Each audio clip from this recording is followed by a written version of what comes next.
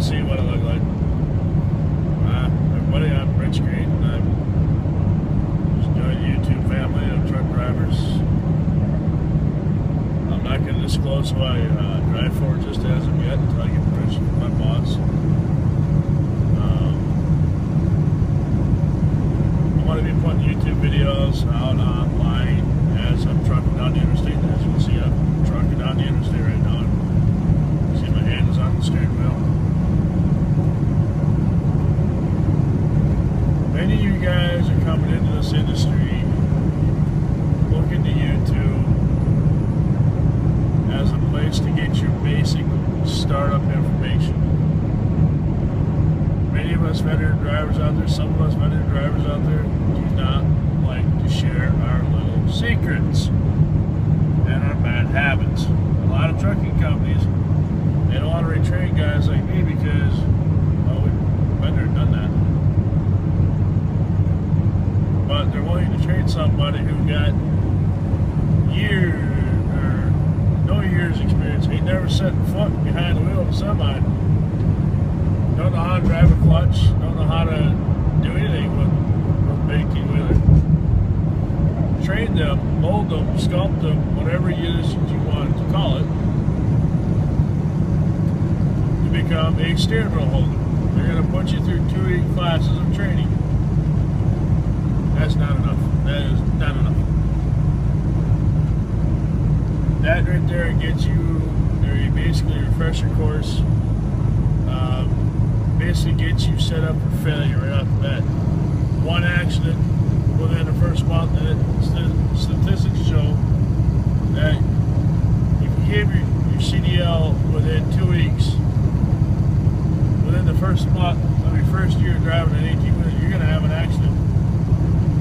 It's not if you will have an accident, it is you will have an accident.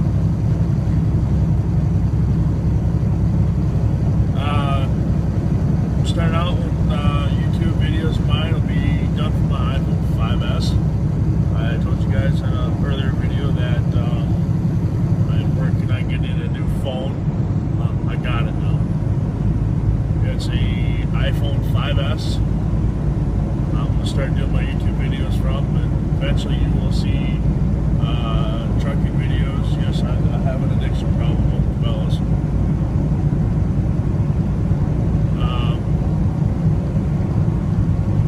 Send me something, I'll put in the description below and the links where I live. Want to send me stuff?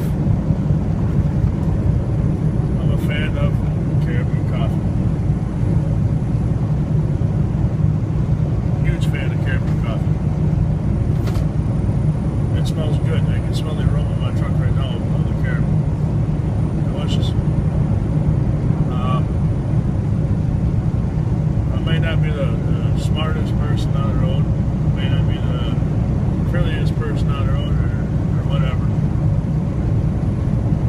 but I have the basic knowledge that you newcomers coming into this industry can gather from enough experience that you guys can pay attention to where you'll be safe out there. And I know a lot of you guys are coming from being doctors, lawyers, attorneys, whatever, medical field, nurses, paralegals, whatever. Ain't never set foot in one of these things. When I get my truck cleaned up, I'll give you guys a tour of my truck. I'm driving a dark garnet red Peterbilt 579 2015 year model. Like Trucker Josh's truck, my truck is too also an automatic. Not really a fan of that, but it is what it is. The 579 cab is about a foot wider than a 386 cab or a 379 cab, which the 386 and 379 have the same cab.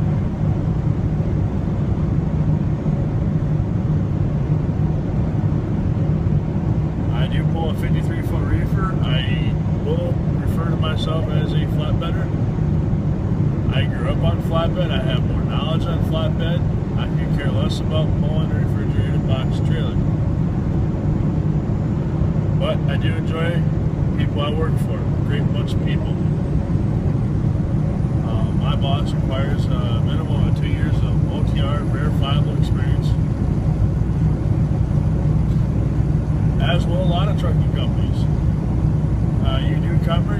start out with your pay, you're not going to start out with pay like I'm getting. You're going to start out at the bottom of the scrap barrel. And you're going to have to work your way up.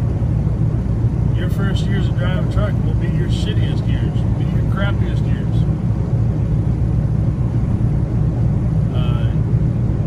You may not make $14,000 your first year. Stick it out. It gets better. Second year comes, you get more money. As you start getting increased pay raises, you'll start noticing your pay increases, your penny a mile pay increases, or your nickel a mile pay increases, or your 10 cents a mile pay increases. If you're new to the industry, pay packages are paid either by mileage or by percentage. Percentage pays better because you get a percentage of what that load pays. Example, your load pays you $5,000, hard number. That means before deductions, fuel, anything like that. Your 25% of the line haulage is what the companies are paying you, or 28%, whatever it is. You can expect to see roughly about $1,200 of that much. Then they take your taxes out, and it'll be down to about $700. You'll see on that.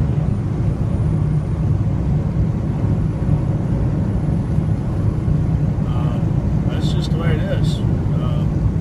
What else can I say here? How you keep your dashboards on the road? Keep them clean. Keep your truck clean. My truck right now is filthy. I've been running through the winter months through the ice and snow, and right now my truck is half white, half pink.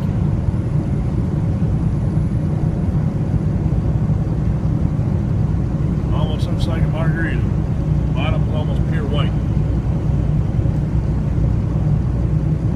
Yeah, it's dirty.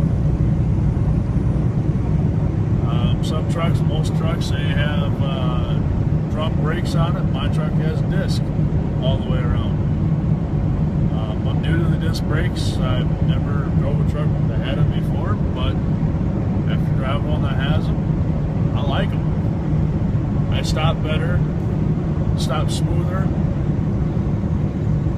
don't smoke my brakes as much, don't lock them up because you can't lock them up.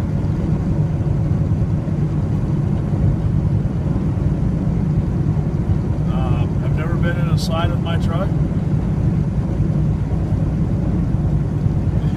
Phenomenal. The braking system on this truck is phenomenal. I'm not going to say anything bad about it because I have nothing to say bad about it.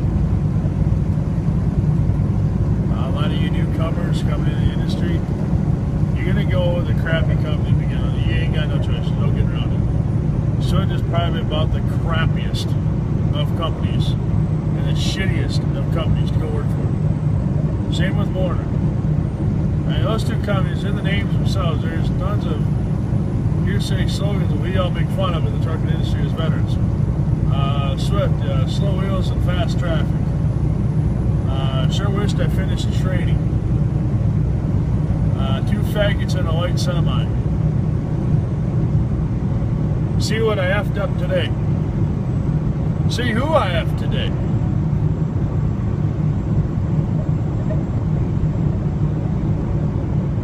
Warner is, we employ retards, no experience required. You can see that in their trainers. That's how they came up with the term. Warner trainer, an average Warner trainer has no more than 3 months of over-the-road verifiable experience, and he's training another student. I often wonder how they get away with it, but they get away with it. That's the reason why they call it, we employ retards, no experience required. But it's because you literally can be a dumbass and drive for Warner. I know it's not really polite of me to say, or Christian of me to say, or whatever. That's just how it is.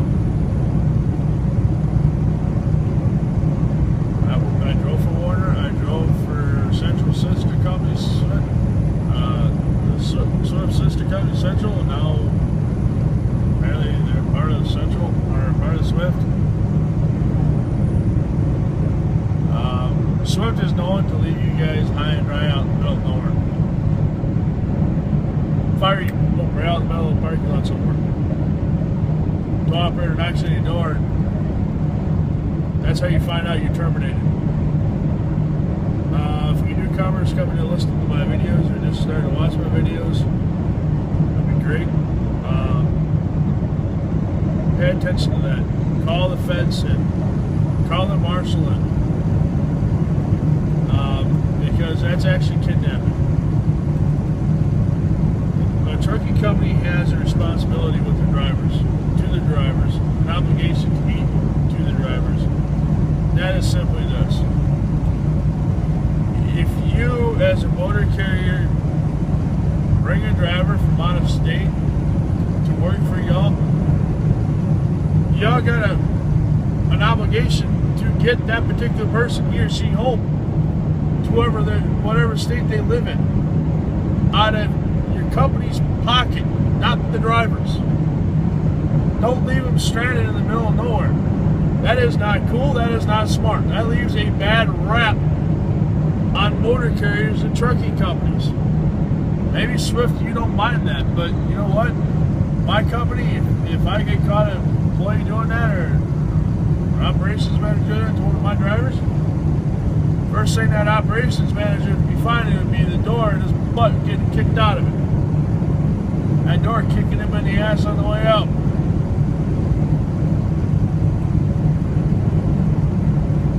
That's how fast I fire an operations manager. That is bullshit. That's an asininely bullshit. Drivers, stand up for yourselves. You can become a member of OOIDA. There's this TVC, whatever the heck the name of the company is. There's that. Join those. They'll fight for you. They'll go to battle and go to court for you. And basically tell these companies where to stick it. That's not a company who cares. A company who cares, you walk in that door and you're already getting treated like family. Like your mom and dad will treat you when you're home.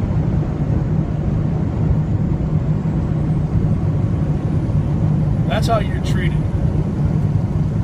That's how a company should treat the drivers. You're number one thing that you should look for in a motor carrier. Number one. Treat me like a human being. Number two. Pay me what you say you're going to pay me. Number three, to accomplish number two, you have to have a number three. Number three is give me the miles that I need to make money. Or give me the loads that I need to make money. And number four, don't lie to me. Don't ever lie to me. I will call the bullshit card on you so freaking fast it's not even funny. As a new driver, those are the four things you need to look for in a motor carrier. How well they treat the drivers. How many drivers have been with the company longer than 25 years?